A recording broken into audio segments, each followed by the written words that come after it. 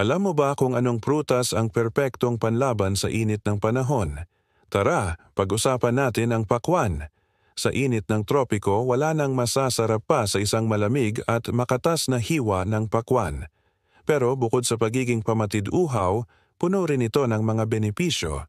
Ang pakwan ay mahigit 90% tubig, kaya ito'y natural na rehydration drink. Dagdag pa riyan, mayaman ito sa lycopene, isang powerful antioxidant na mabuti para sa puso at balat. Alam niyo ba na ang kasaysayan ng pakwan ay nagsimula pa sa sinaunang Egypt? Ngayon, isa na itong paborito sa buong mundo, lalo na dito sa Pilipinas. Mula sa mga handaan hanggang sa simpleng merienda, laging bida ang pakwan. Sa susunod na maghahanap ka ng pampalamig, huwag kalimutang isama ang pakwan sa iyong listahan. Hindi lang ito masarap, masustansya pa. Kung may natutunan ka, i-like mo na ang video na ito at mag-subscribe para sa iba pang healthy tips. Salamat sa panonood.